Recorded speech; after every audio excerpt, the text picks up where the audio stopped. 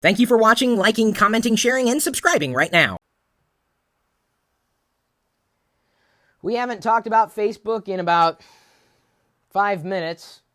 Don't stare too closely. There's no watch. It's invisible. I'm just saying we do talk about Facebook frequently because, let's face it, half the galaxy is on Facebook that we know of. Facebook, if it was its own country, would dwarf other countries that really are countries on this planet.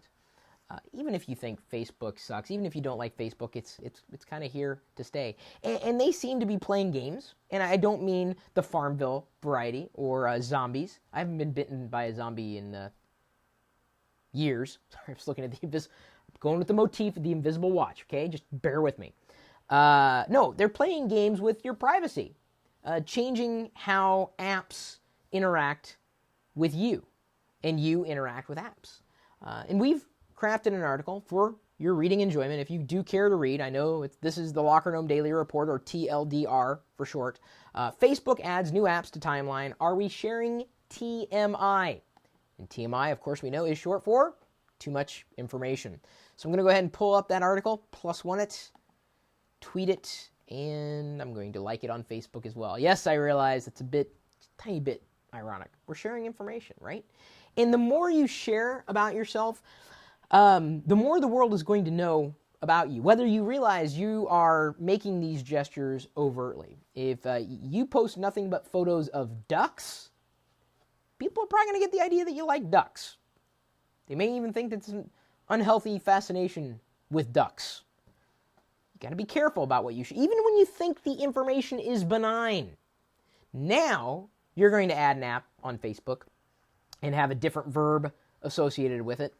And suddenly build up a profile about yourself, the likes of which had never been seen.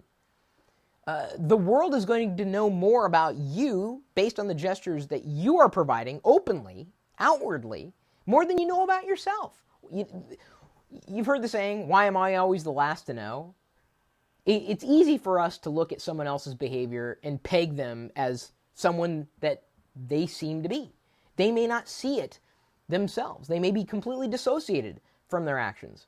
But on Facebook, it's really easy to be yourself, and that's okay. Just be aware. When you give an application permission to do whatever you've given it permission to do, it might do that. You got to keep in mind that data is inherently yours. And if you don't want your privacy violated, my suggestion is don't share what you don't need to share. And that's not to say that Facebook's change with the way they're approaching apps and new actions and verbs is the wrong way to go. Certainly it's interesting for brands. I referred to the article last week, about us being walking advertisements. It's going to happen anyway. But, what in your mind is too much information? Now, for me, I have a completely different threshold for what too much information is for me. Of course, you could think of the extremes, and I'm sure you will. I'll go ahead and let you answer the question, and I'll read from the YouTube chat box and the private nomies.com chat room here. The hope is that one day you will realize that you don't have to share everything, and life will still go on. It's something where you're in control. It's not Facebook.